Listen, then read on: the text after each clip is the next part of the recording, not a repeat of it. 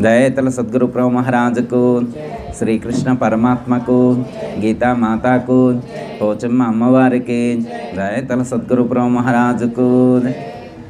ఈరోజు భగవద్గీత 3వ అధ్యాయం కర్మయోగంలో 8వ శ్లోకం 9వ శ్లోకంలో పరమాత్మ ఎలాంటి జ్ఞానాన్ని సూచించారో ఆ జ్ఞానాన్ని తెలుసుకొని మన యొక్క దైనందిన జీవన విధానంలో అనుసంధానం చేసుకొని ఆచరించేటువంటి ప్రయత్నం చేద్దాం. నియతం కురు కర్మత్వం కర్మజ్యాయో హ్యకర్మణః శరీరయాత్రాపి చ తేన ప్రసిద్ధ్యేద్య కర్మణః. ఓ అర్జున, నీవు శాస్త్రములచే నియమితమైన కర్మను చేయుము. కర్మ చేయకుండుట కంటే చేయుటయే శ్రేష్టము. మరియు కర్మ చేయకపోవటం వలన నీకు దేహయాత్ర కూడా సిద్ధింపనేరదు. 9వ శ్లోకం అమ్మ 3వ అధ్యాయంలో. యజ్ఞార్థాత్ కర్మణోన్యత్ర లోకోయం కర్మ బంధనః తదర్థం కర్మ కౌంతేయ ముక్త సంగః సమాచరః.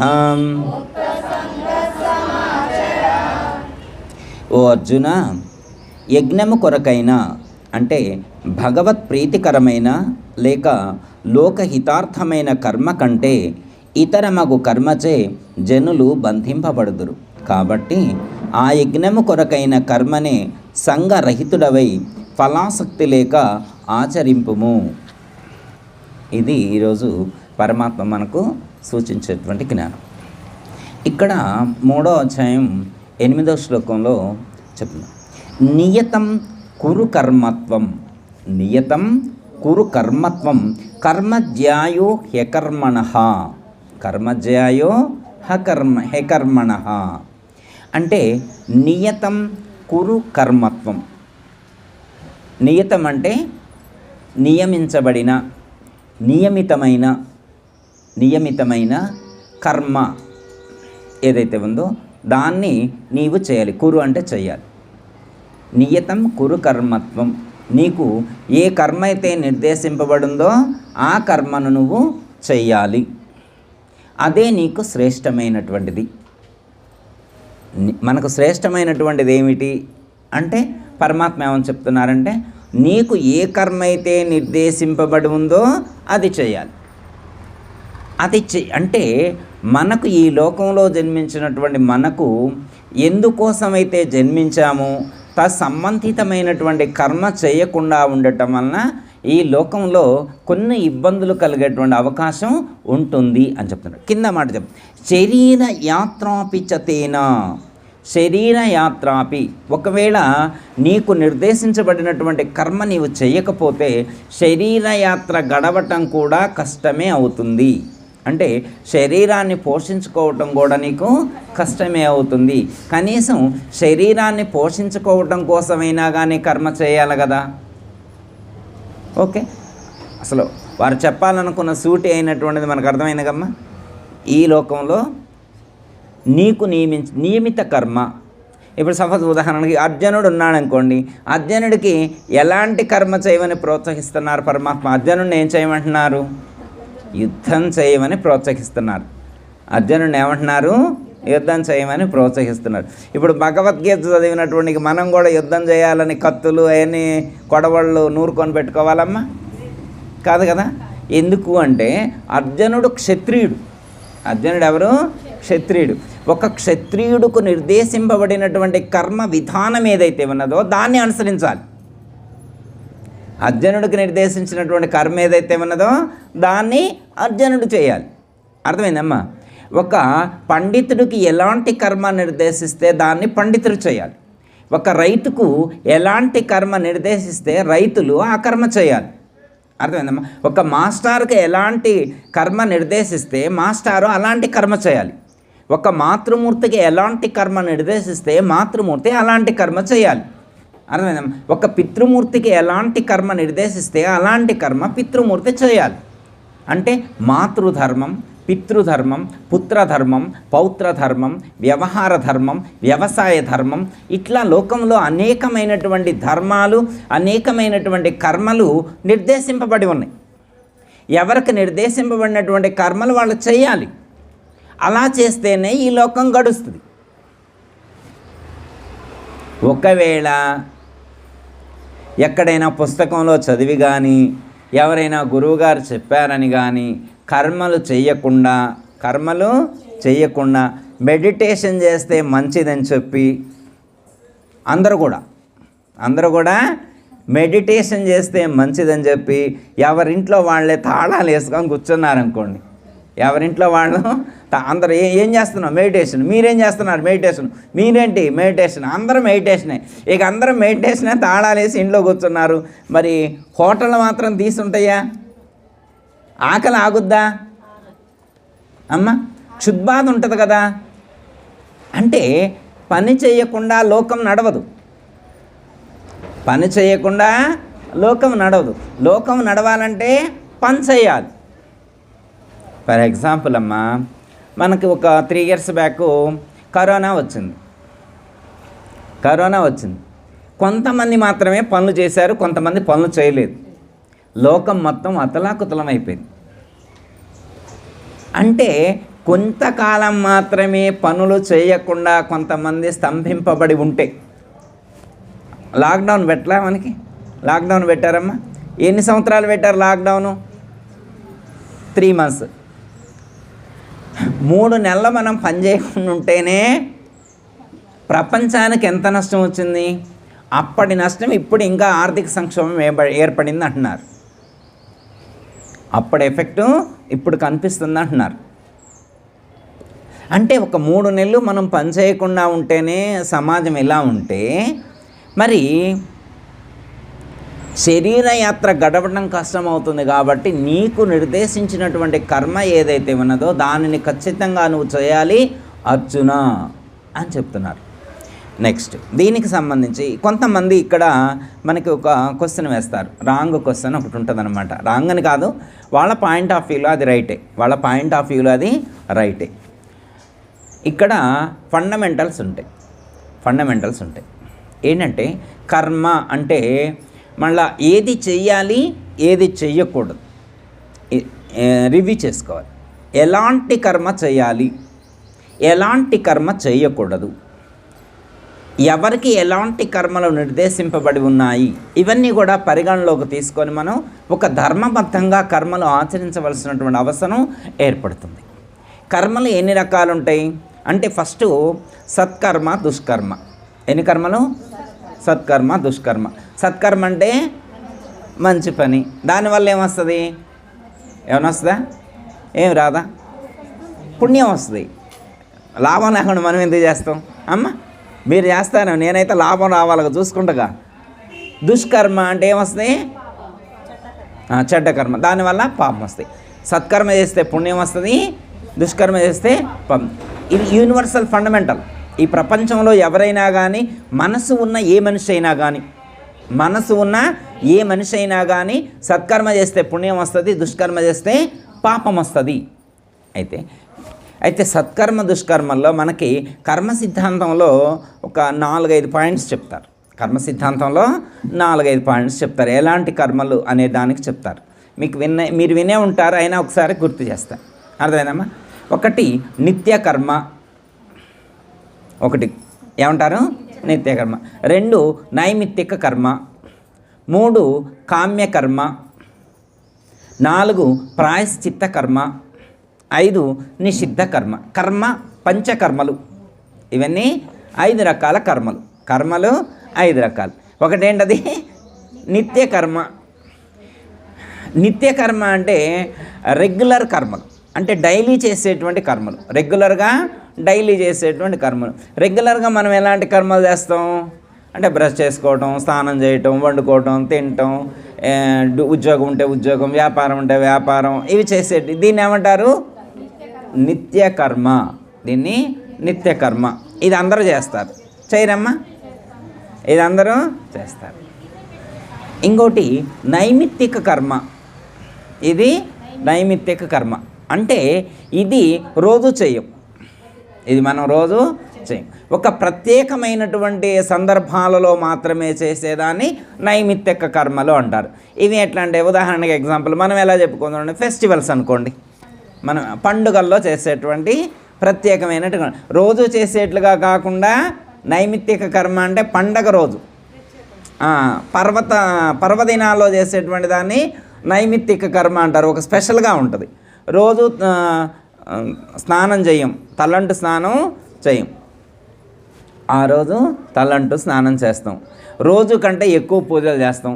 రోజు ఇల్లు కడిగినా కడగపోయినా ఆ రోజు ఇల్లు కడగటం కానీ, కొత్త డ్రెస్ వేసుకోవటం కానీ, ఉపవాసం ఉండటం కానీ, ప్రత్యేకమైన పారాయణాలు, ప్రత్యేకమైనటువంటి పూజలు అంటే ఏ పూజకు సంబంధించిన దానికి ప్రత్యేకంగానే చేస్తాం. వినాయక చవితికి ఒక విధంగా చేస్తాం, దేవీ నవరాత్రులకి అయితే ఒక విధంగా చేస్తాం, కృష్ణాష్టమికి ఒక విధంగా చేస్తాం, శ్రీరామనవమికి ఒక విధంగా చేస్తాం.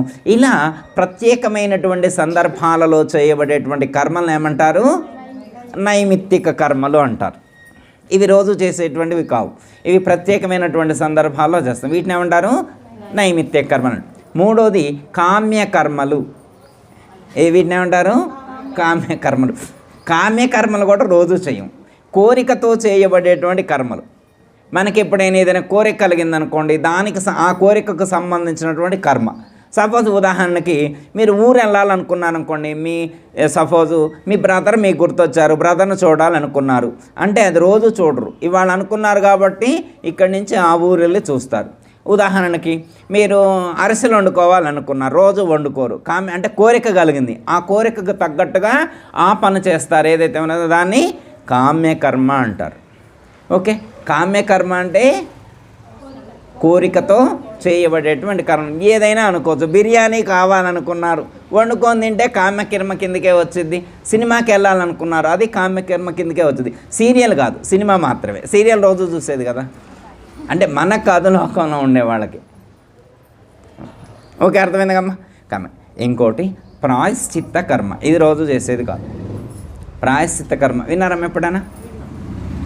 ఎప్పుడైనా చేశారా ప్రాయశ్చిత్త కర్మ?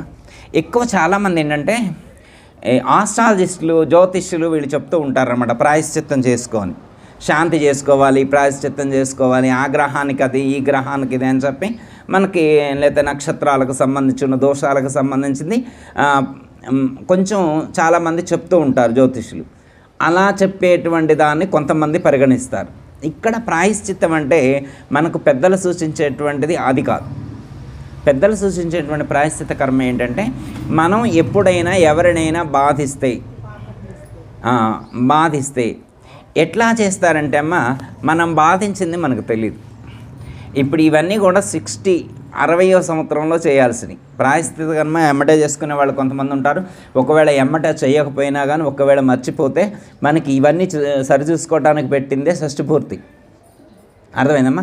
60 సంవత్సరాలు వచ్చిన తర్వాత మళ్ళీ కూర్చోబెట్టి పూలదండలు వేస్తే పూలదండలు వేసుకోవడానికి కాదు, ఆ రోజు రిటైర్మెంట్ తీసుకునే రోజు. అర్థమైందమ్మా? ఆ రోజు ఆధ్యాత్మిక సాధనకు అరంగేట్రం చేసేటువంటి రోజు. ఆ రోజు ఏం చేయాలంటే ఆధ్యాత్మిక మార్గంలోకి ప్రవేశించే ముందు గత జీవితాన్ని ఒక్కసారి రివ్యూ చేసుకోవాలి. తన యొక్క జీవన గమనంలో తాను ముందుకు వెళ్ళాలి అనేటువంటి తలంపుతో అడుగులు వేగంగా వేసినటువంటి సందర్భంలో తన చుట్టూ ఉన్నటువంటి వాళ్ళు ఎవరైనా బాధింపబడ్డారా అనేటువంటి దాన్ని గుర్తించాలి. నా ఎదుగుదల కోసం ఎవరినైనా నేను తొక్కి ఉంచానా, ఎవరినైనా బాధ పెట్టానా అని రివ్యూ చేసుకోవాలి. నిజంగా ఆ రోజు మనం గుర్తిస్తే అర్థమవుతుంది అనమాట. ఎవరైనా బాధపడిన 60 సంవత్సరాలంటే అనుభవం వస్తుంది. 60 సంవత్సరాలంటే అనుభవం వస్తుంది అనమాట. ఆ అనుభవంతో మన వల్ల ఎవరైనా బాధపడ్డారు అనే విషయాన్ని మనం గమనించగలిగితే వెంటనే వాళ్ళు జీవించి ఉంటే వాళ్ళ దగ్గరకు వెళ్ళి సారీ చెప్పి వాళ్ళకు మనం ఎలా ఇబ్బంది పెట్టామన్న దానికి చెప్పి, అయ్యా నేను ఆ రోజు అలా పొరపాటున ప్రవర్తించాలని చెప్పి సరిదిద్దుకోవాలి. దాన్ని ప్రాయశ్చిత్తం అంటారు. అర్థమైందమ్మా? ఒకవేళ ఆయన జీవించి లేరనుకోమ్మా, ఆయన లైవ్లో జీవించలేకపోతే ఆయన భార్య, వాళ్ళ కుటుంబ సభ్యులు ఎవరికైనా కానీ నువ్వు హెల్ప్ చేయొచ్చు అనమాట. అలా హెల్ప్ చేయడానికి కూడా వీలు లేనటువంటి పరిస్థితి కల్పించబడి ఉంటే అప్పుడు దాన్ని భగవంతుడికి అది క్షమాపణ చెప్పాలి. భగవంతుడికి నేను పలానా వాళ్ళకి ఇలా పొరపాటు చేసి ఉన్నాను, నా వల్ల వాళ్ళ మనసు గాయమైంది, నన్ను క్షమించు తండ్రి, ఎప్పుడు అలా చేయనని చెప్పి క్షమాపణ భగవంతుడికి చెప్పి దానికి వాళ్ళను బాధ పెట్టిన దానికి కారణంగా 3 రోజులు ఉపవాసం ఉండటమో లేకపోతే 4 రోజులు కింద పడుకోవటమో నీ ఇష్టం. నువ్వు లేకపోతే మంత్రాన్ని అనుష్ఠానం ఒక 11 రోజుల మంత్రాన్ని అనుష్ఠానం చేసి ఆ మంత్రశక్తి వాళ్ళకు ప్రయోజనాన్ని కలిగించాలని చెప్పి భగవంతుడికి సమర్పిస్తాం. ప్రాయశ్చిత్తం మనం ఎట్లయినా చేసుకోవచ్చు. మనకు సొంతం తెలిస్తే మనం చేసుకోవచ్చు, తెలియకపోతే తెలిసిన మహాత్ములు ఎవరైనా పెద్దలుంటే వాళ్ళని అడిగి ప్రాయశ్చిత్త కర్మ చేసుకోవచ్చు. దీన్ని ప్రాయశ్చిత్త కర్మ అంటారు. ఓకేమ్మా, ఇప్పుడు ఎన్ని చెప్పుకున్నాం? నిత్యకర్మ, నైమిత్య కర్మ, కామ్యకర్మ, 4 చెప్పుకున్నాం, 3 కాదు. ఓకే, లాస్ట్ది ఏంటది? నిషిద్ధ కర్మ. నిషిద్ధ కర్మ అంటే శాస్త్రాలలో ఏదైతే నిషిద్ధింపబడినటువంటిది, ఇది చెయ్యకూడదు అని ఏ కర్మ అయితే చెప్పారు, మనకు శాస్త్రాల్లో ఇది చెయ్యకూడని కర్మ అనేది ఏదైతే చెప్పారో దాన్ని చేయకుండా ఉండాలి. తస్మా శాస్త్రం ప్రమాణంతే కార్యకార్య వ్యవస్థితౌ. తస్మా శాస్త్రం ప్రమాణంతే కార్యకార్య వ్యవస్థితౌ. శాస్త్రంలో ఏదైతే ప్రామాణికంగా ఇది చెయ్యొచ్చు అని ఏ కర్మ అయితే చెప్పబడి ఉందో దాన్ని మాత్రమే చెయ్యాలి. అర్థమైందమ్మా? అలా చేయటం ద్వారా, అర్థమైందమ్మా, శాస్త్రాలలో చెప్పబడినటువంటి సత్కర్మను చేయటం ద్వారా మనకెప్పుడు కూడా దుఃఖం కలగదు. మనకెప్పుడు దుఃఖం కలగదు. అర్థమైనా? ఓకే, ఇదంతా అయిన తర్వాత మరి కర్మలు చేయటం కూడా ఇబ్బందికరమే కదా. ఇందాక చెప్పారు కదా, సత్కర్మ చేస్తే పుణ్యం వస్తుంది, దుష్కర్మ చేస్తే పాపం వస్తుంది అని చెప్పారు కదా. ఇప్పుడు పాపం వస్తే నాకు వద్దనుకున్నాం, పుణ్యకర్మలు చేస్తున్నాం. మరి పుణ్యం వస్తే పుణ్యాన్ని అనుభవించడం కోసం కూడా జన్మకు రావాలి కదా. ఇప్పుడు పోయిన జన్మలో మనం పుణ్యం చేసినవా లేదా? ఎవరు చెప్పారు గురువుగారు మీకు అని అన్నాను అనుకోండి, ఏం చెబుతాం? పోయిన జన్మలో మీరు పుణ్యం చేశానని ఒక క్వశ్చన్ వేసినాం అనుకోమ్మా. మరి కామేశ్వర్ గారు మేము చేసామని అన్నారు, ఎలా ప్రూవ్? పోయిన జన్మలో పుణ్యం చేయబట్టే భగవద్గీత చదువుతున్నాం. పోయిన జన్మలో పుణ్యం చేయబట్టే భగవద్గీత చదువుతున్నాం, లలిత సహస్రనామా చదువుతున్నాం, విష్ణు సహస్రనామా చేస్తున్నాం, సత్కర్మానుష్ఠానం చేసేటువంటి ఒక అవకాశం ఏర్పడింది. అలాంటి బుద్ధి కలిగింది మనకి, సత్కర్మలు చేయాలి అనేటువంటి తలంపు కలుగుతుంది. అదే లేకపోతే అసలు ఈ దరిదాపుల్లో కూడా రాం, వచ్చే వాళ్ళను కూడా ఆఫ్ చేస్తాం. ఆడికి పోయేది పని వదిలిపెట్టి గుడికాడికి పోతే ఏమొచ్చిందమ్మ నీకు అనేటువంటి, అంటే తనను మార్చుకోవచ్చు అనేటువంటి జ్ఞానం వాళ్ళకు ఉండదు. అర్థమైందమ్మా? దేవాలయం కాడికి వెళ్తే ఏమవుతుంది? సత్సంగం జరిగితే నలుగురు మంచి మహాత్ములు వచ్చినప్పుడు, నలుగురు మంచి వాళ్ళతో కలిసి జీవించినప్పుడు మనం ఎంత గొప్పగా జీవించవచ్చో తెలుస్తుంది. ఇంటికాడే కూర్చుంటే ఏమవుతుంది? అర్థమైందమ్మా? బావిలో కప్పలాగా ఉండిపోతారు. ఇంటికాడ ఉంటే ఏమవుతుంది? బావిలో కప్పలాగా ఉండు. అందుకే సత్సంగానికి వెళ్ళాలి. నలుగురు మహాత్ములు ఒక చోట జమ అవుతాయి, నలుగురు భక్తులు ఒక చోట కూడుతున్నారంటే వెళ్తే కనీసం మనకేమీ తెలియకపోయినా కానీ వాళ్ళు మాట్లాడుకునేవి వింటే ఒక అవగాహన కలుగుతుంది. అర్థమైందమ్మా? అయితే మరి మొన్న ఎవరో చెప్పారు, పాపం చేస్తే ఇనప సంఖ్యలు, పుణ్యం చేస్తే బంగారు సంఖ్యలు. మరి బంగారం సంఖ్యలు మంచిదే కదా. ఏమైంది? ఇనప సంఖ్యలు అంటే అది కొంచెం సినిమా వచ్చే అవకాశం ఉంటుంది. బంగారం సంఖ్యలు దగదగదా మెరుస్తున్నాయి, దానికి వజ్రాలు కూడా పెట్టారు, వజ్రాలు కూడా పొదిగారు. ఏమైంది? బాగానే ఉంటుంది కదా. బంగారం కోసమేగా ట్రై చేసేది, అందరూ ట్రై చేసేది దేనికోసం? బంగారం కోసమే కదా. ఒక 5-6 కేజీలు ఇస్తా అంటే వద్దనే వాళ్ళు ఎవరైనా ఉన్నారమ్మా? మేము పోచమ్మగుడిలో గీతా సత్సంగానికి వెళ్తున్నాం అయ్యా, మాకు బంగారం 5-6 కేజీలు ఇచ్చినా మేము వద్దంటాం అనేవాళ్ళు ఉన్నారా అమ్మా? నేనైతే వద్దన్నాను. మీరు వద్దంటారా? మీరు కూడా వద్దనరు. ఓకే కదా.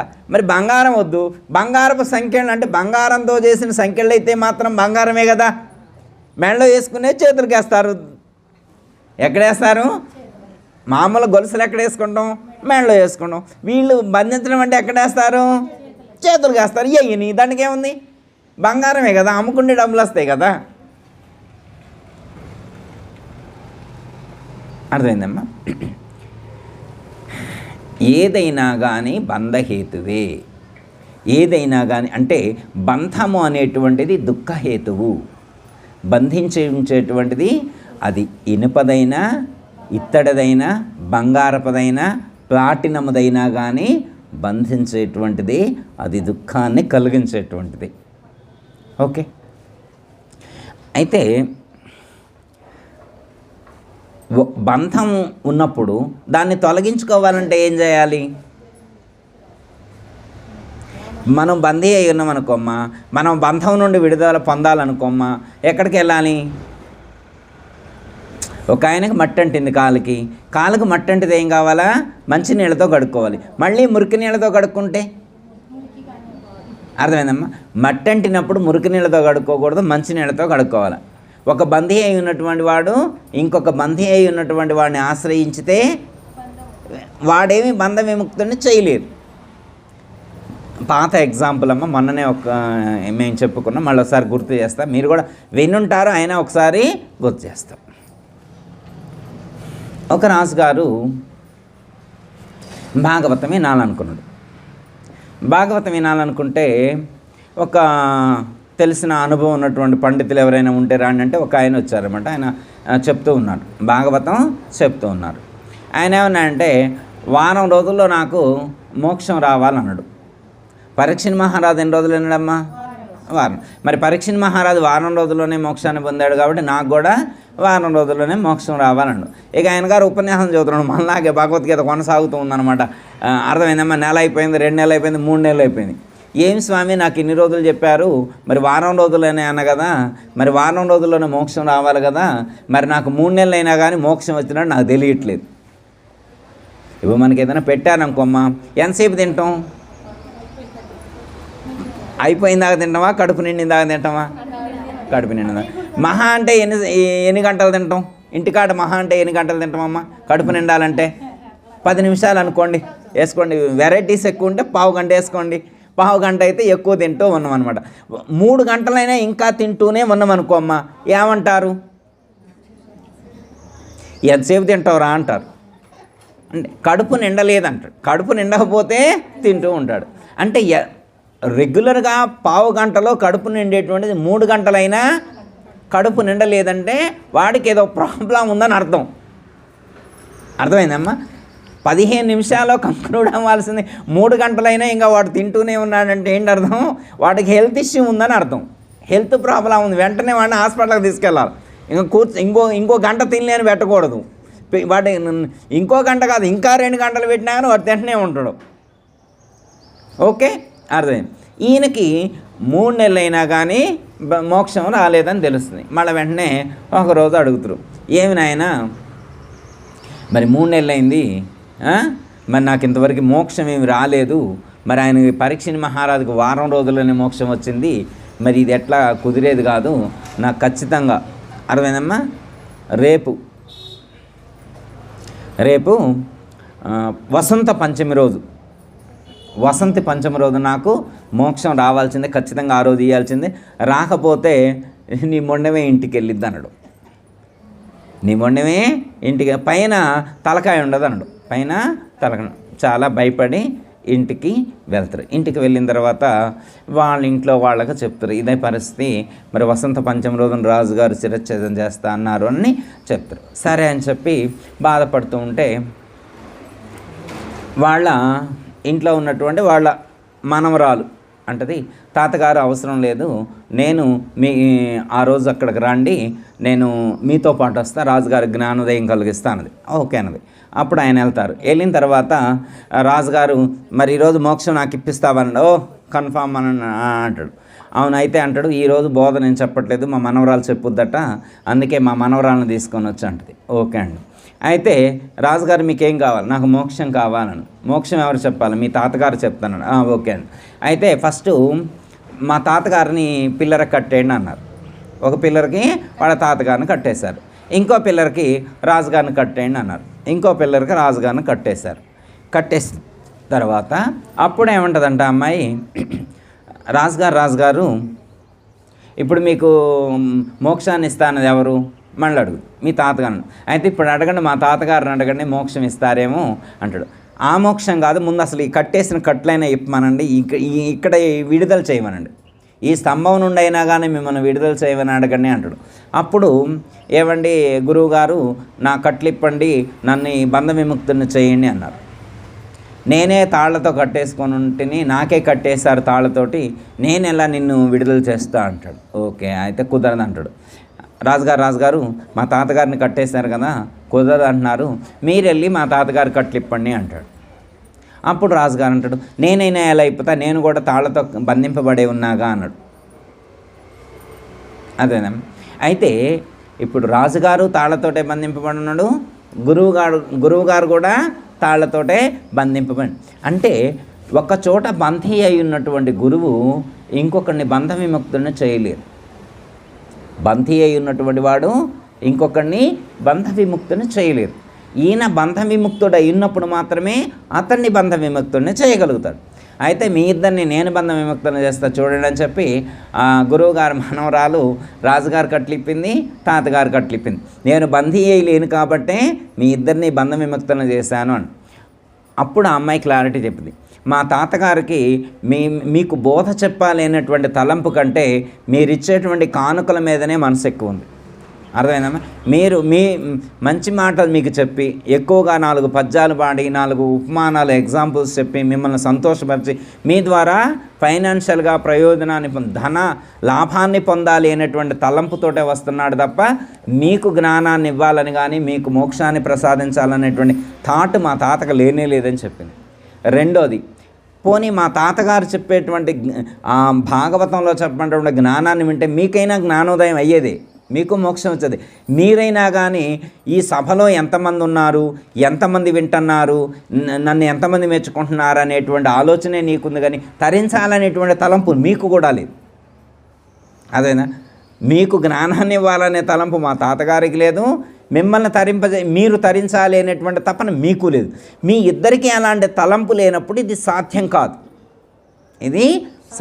కాదు అని చెప్పి, ఇంకా ఎవరైనా కానీ నిష్ణాతులైనటువంటి వాళ్ళు ఉంటే వాళ్ళ ద్వారా మీరు ప్రయత్నం చేయండి అని చెప్తే, అప్పుడు ఆ రాజుగారు ఒక అపారమైనటువంటి జ్ఞాన సంపన్నుడిని ఆశ్రయించి జ్ఞానాన్ని పొంది అతి తక్కువ సమయంలోనే బంధ విముక్తుడు అవ్వటం అనేటువంటిది జరిగింది. ఓకే, అర్థం. ఇప్పుడు ఇక్కడ భగవద్గీతలో మనకేమని చెప్తున్నారంటే, నియతం కురు కర్మత్వం, నువ్వు కర్మ చేస్తే మంచిదని చెప్తున్నారు. జాయోకి కర్మజ్ఞాయో హెకర్మణ, కర్మ చేయడం శ్రేష్టమని చెప్తున్నారు. కర్మ చేయకపోతే శరీర యాత్రాపిచతే, అంటే శరీర యాత్ర గడవడం కష్టమని చెప్తున్నారు. కర్మ చేయటమే మంచిది అంటున్నారు. కానీ కర్మ చేస్తే కర్మ ఫలం కూడా వస్తుంది కదా. కర్మ చేస్తే ఊరుకుంటుందా? ఎట్లా అంటే అమ్మా, కొన్ని ప్రత్యక్ష కర్మలు ఫలితాలు ఉంటాయి, కొన్ని పరోక్ష ఫలితాలు ఉంటాయి. అర్థమైందమ్మా. కొన్నిటికి ఫలితం ఇప్పుడే అనుభవించాల్సి ఉంటుంది, ఇన్స్టాంట్గా అనుభవించాలి. కొన్నిటికి కొంచెం లేట్ ప్రాసెస్ ఉంటుంది. అర్థమైందమ్మా. కొన్నిటికి ఇప్పుడే అనుభవించాలి. అర్థమైందమ్మా. సపోజ్ ఉదాహరణకు ఒక ఆయన కర్ర తీసుకొని గట్టిగా ఇలా కొట్టాడు అనుకోమ్మ, ఆయన కొట్టాడు కాబట్టి ఈ కర్మఫలాన్ని నేను వారం రోజుల తర్వాత అనుభవిస్తాను, కుదురుద్దా?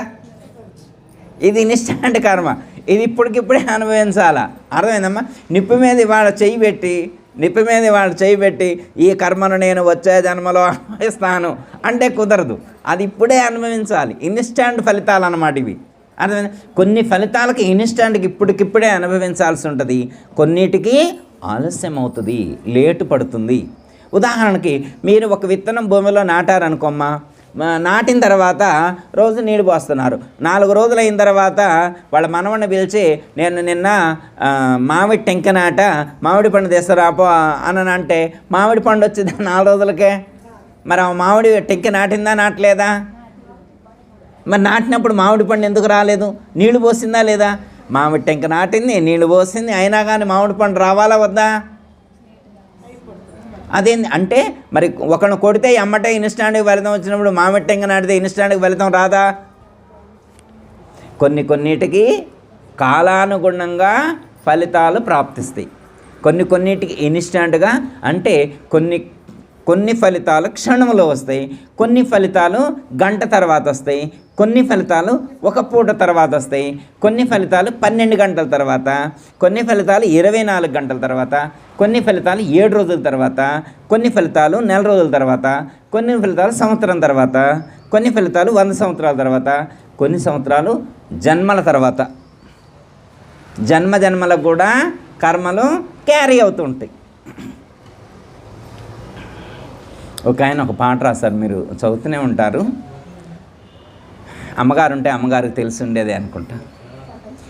జీవులెన్ను 14 లక్షలు చావు పుట్టుకలిక్కడ, జీవులెన్ను 14 లక్షలు చావు పుట్టుకలిక్కడ, ఎవరు చేసిన పాప కర్మలు అనుభవించేదక్కడ, ఎవరు చేసిన పాప కర్మలు అనుభవించేదక్కడ, జీవులు 14 లక్షలు చావు పుట్టుకలిక్కడ.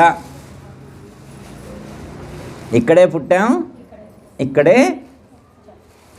కానీ మనం చేసిన కర్మలు ఇక్కడ అనుభవించమట.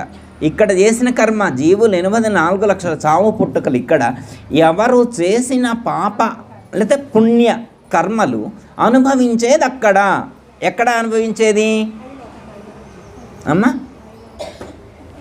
అనుభవించేది ఎక్కడ అంటే ఎక్కడ అనుభవిస్తామమ్మా?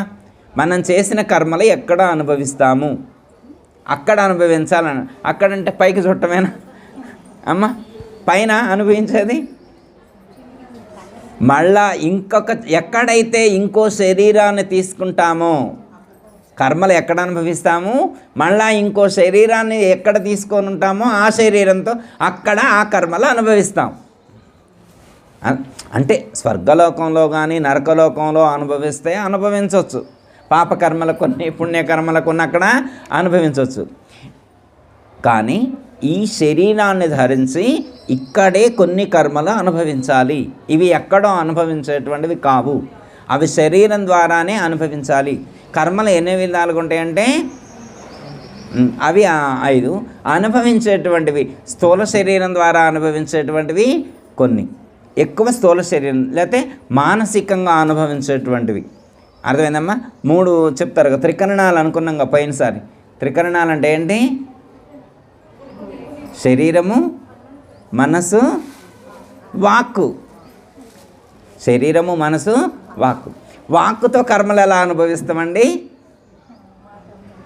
వాక్కుతో కర్మలు అనుభవించడం అంటే మన వాక్కుతో మనం కర్మలు అనుభవించడం కాదు, వేరే వాళ్ళ వాక్కుతో అంటే మనం అనుభవించాల. అర్థమైందమ్మా? వేరే వాళ్ళు ఏదైనా ఒక్క మాట అంటే మనం అనుభవించాలి. వాక్కుతో కర్మ అనుభవించడం అంటే మన వాక్కుతో మనం అనుకోని కర్మలు అనుభవించడం కాదు, వేరే వాళ్ళు అంటే మనం ఈ శరీరానికి ఇబ్బంది కలగటం, అంటే మనల్ని మనం ఇబ్బంది పెట్టుకోవడం. అదే తెలివిగల వాళ్ళు అయితే ఏం చేస్తారు?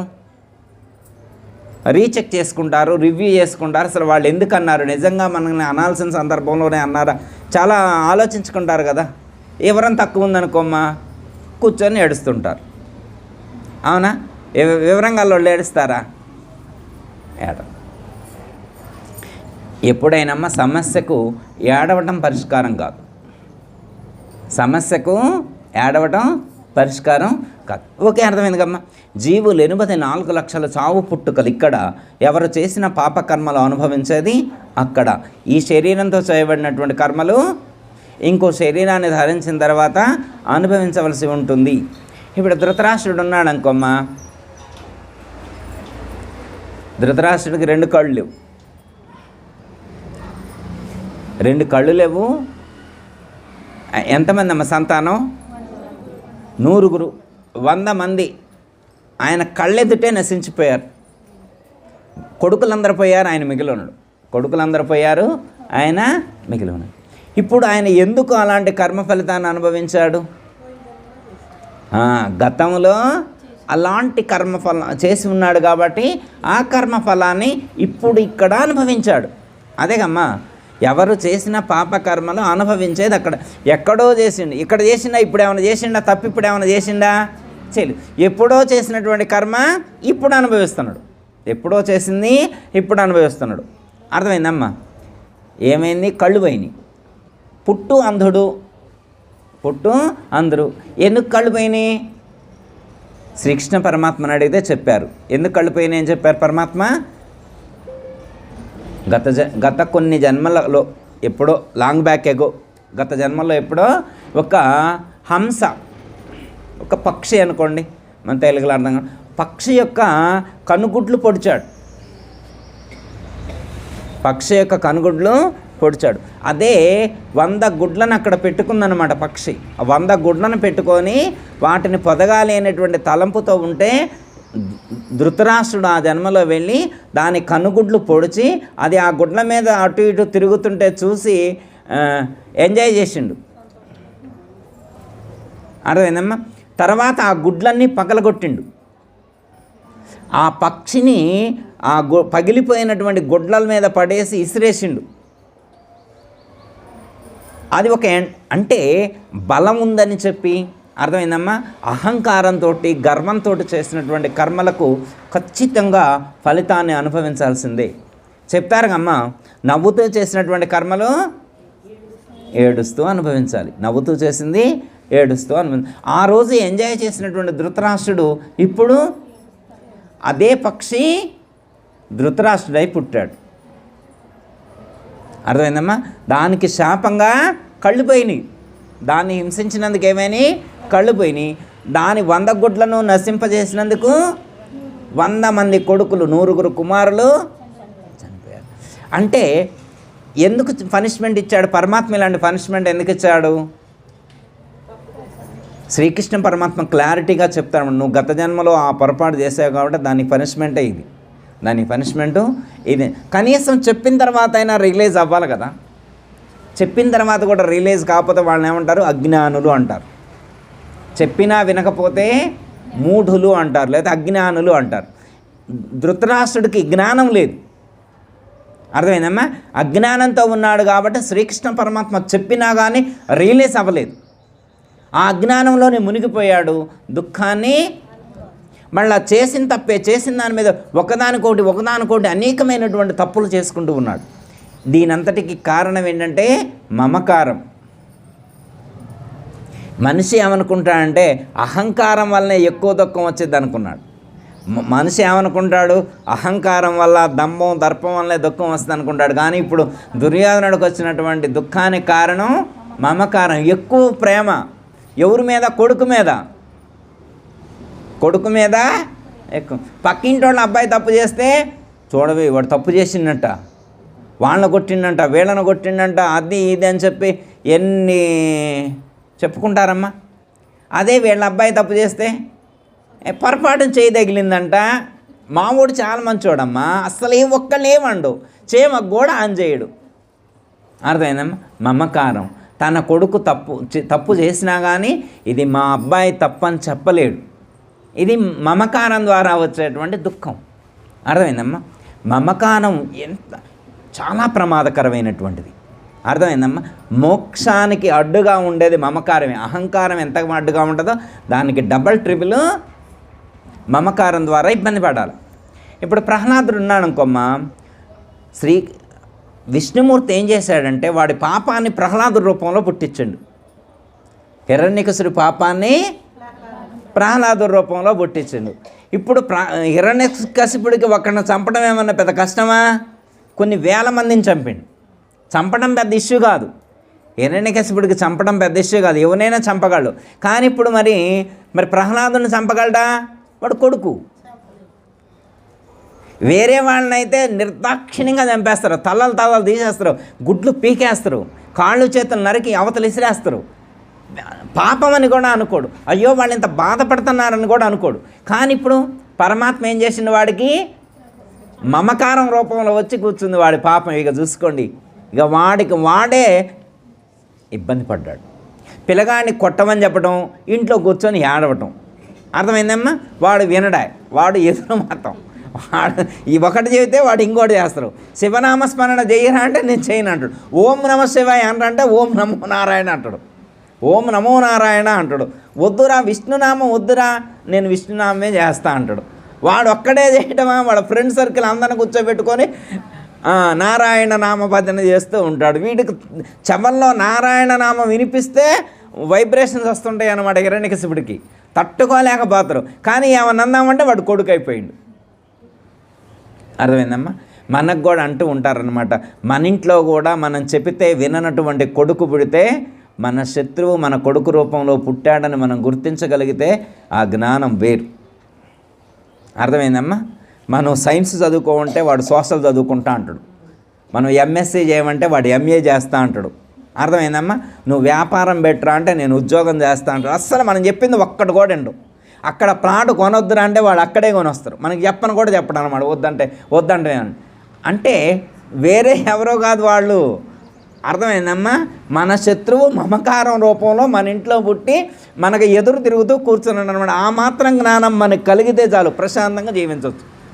వీడు మన శత్రువే, దాన్ని ఫుల్ఫిల్ చేసుకోవడం కోసమే ఇప్పుడు ఇక్కడొచ్చి తిష్ట వేసుకున్నాడు. అర్థమైందమ్మా?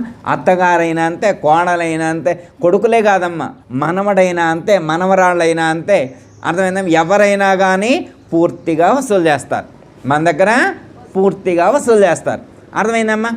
ఇప్పుడు కొడుకైతే అర్థమైందమ్మా, మనం ఒక ఆయన 100 ఎకరాలు సంపాదించడానికి 80 సంవత్సరాలు పట్టిందంట. ఒక ఆయన 100 సంవత్సరాలు సంపాదించడానికి ఎంత టైం పట్టింది? 80 సంవత్సరాలు పడింది. ఒక్కడు కొడుకై పుట్టిండు, పుట్టిన క్షణంలోనే ఆ 100 ఎకరాలకి హక్కుదారుడైపోయిండు. వాడెన్ని సంవత్సరాలైంది 100 ఎకరాలు సంపాదించడానికి? నిమిషం, పుట్టిన క్షణంలోనే 100 ఎకరాలు వాడి అకౌంట్లోకి వచ్చినాయి. ఇవ్వనంటానికి కుదరదు, కోర్టుకు పోతానంటాడు. మన రాజ్యాంగం కూడా వాడికే ఇవ్వాలంటుంది. అర్థమైందమ్మా?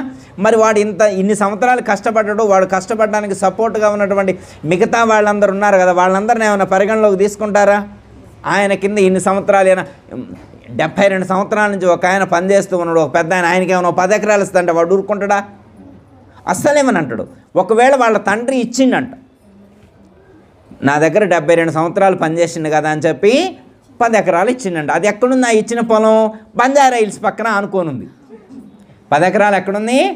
బంజారా హిల్స్ పక్కన ఉంది. ఇప్పుడు ఊరుకుంటాడు ఆ పిల్లగాడు? తెలిసి ఇప్పుడు పెద్దోడైన తర్వాత ఊరుకుంటాడమ్మా? అసలులే మా నాన్న ఇచ్చిండే, సేవ చేసిండంట ఆయన, 72 సంవత్సరాలు సేవ చేసిండ అంటాడా?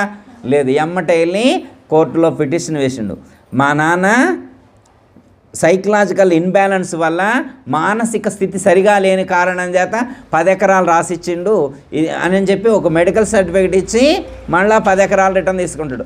చాలా ట్రస్టులకు ఇచ్చినటువంటి దానాలు కూడా రిటర్న్ తీసుకుంటున్నారు ఇప్పుడు, మీకు తెలుసో లేదు. అర్థమైందమ్మా? చాలామంది పొలాలు ఇట్లా ఇచ్చారు కదా, వెనకటోళ్ళు ఇచ్చేవాళ్ళుగా ప్రేమతోటి. ఇప్పుడు అవి మరి సెంటర్లో ఉంటాయి కదా, అన్ని కోట్ల ఆస్తిని ఎందుకు వదులుకోవాలని చెప్పి దేవాలయాలకి, చర్చిలకి, మసీదులకి, ఆశ్రమాలకి ఇచ్చినటువంటి పొలాలన్నీ కూడా ప్లాట్లు రిటర్న్ తీసుకుంటున్నారంట. మరి కొంతమంది, అందరు కాదులే, మహాత్ములు కొంతమంది ఉంటారు కమ్మా, అలా ఉన్నారు. వీళ్ళందరూ ఎవరు? శత్రువులు. శత్రువులు అంటే ఆడ తయారయ్యారు? మనకు సంబంధం లేనోళ్ళ వాళ్ళు? మనకు సంబంధం ఉన్న వాళ్ళే, మనం తిట్టిన వాళ్ళే, మనం కొట్టిన వాళ్ళే, మనం మోసం చేసినటువంటి వాళ్ళే ఇప్పుడు వచ్చి మళ్ళా మన దగ్గర నుంచి వాళ్ళు రిటర్న్ తీసుకుంటున్నారు. మనం అప్పుడు ఎలా ఉంటుందంటే హోప్లెస్ స్టేజ్లో ఉంటాం. మనం ఏమీ చేయలేనటువంటి పరిస్థితిలో మనం ఉన్నామంటే, మనకు ఒక లాభం జరిగినా ఒక నష్టం జరిగినా కానీ మనం ఏమీ చేయలేని పరిస్థితిలో ఉన్నామంటే ఖచ్చితంగా అది కర్మ ప్రభావమే, అందులో ఏమాత్రం కూడా సందేహం లేదు అని చెప్పడం అనేటువంటిది. ఓకే, అర్థమైందమ్మా? నీతం కురు కర్మత్వ అంటే మనకు నియమించబడినటువంటి కర్మలు చేయాలంటే మనం కర్మలు చేసేటువంటి సందర్భంలో మరి పాపమని పుణ్యమని ఉన్నాయి కదా, మరి ఆ పాపము పుణ్యము వస్తే మళ్ళీ మనం జన్మకు రావాలి కదా, వాటిని అనుభవించడానికి అనేటువంటి ప్రశ్న మనకి రాదా? వచ్చి వెంటనే పరమాత్మనే అడిగారు. అర్జునుడు తెలియగలడు అమ్మ, మనకంటే ఒకవేళ డౌట్ వచ్చినా రాకపోయినా అర్జునుడికి వస్తా రాదా? అర్జునుడు వెంటనే అడిగాడు అనమాట, స్వామి మరి కర్మలు చేస్తే మరి పుణ్యం పాపం అని ఉంటాయి కదా, మళ్ళీ వాటి వల్ల కూడా జన్మకి రావాలి కదా, ఎలా, ఏం చెయ్యాలి అని చెప్పి మనకి ప్రశ్న వస్తుంది కదా. అలాంటి ప్రశ్న అర్జునుడికి వచ్చింది. అప్పుడు పరమాత్మ 9వ శ్లోకంలో దానికి సొల్యూషన్ చెప్పారు. అందరికీ జయ గురు. మరిన్ని ఆధ్యాత్మిక రహస్యాల కోసం అచల బోధ, ఆత్మబోధ, భగవద్గీత, అలాగే పండుగల్లో దాగిన అర్థాలు, అంతరార్థాల కోసం మరియు యోగము, ధ్యానము మొదలైన అనేక ఆధ్యాత్మిక తెలుగు ప్రవచనాల కోసం క్రింద ఉన్నటువంటి రెడ్ కలర్ సబ్స్క్రైబ్ బటన్ను క్లిక్ చేయండి. అలాగే ప్రక్కనే ఉన్నటువంటి గంట సింబల్ను నొక్కండి. అలాగే ఈ వీడియో మీకు నచ్చినట్లయితే లైక్ చేయండి మరియు షేర్ చేయండి. జై గురు.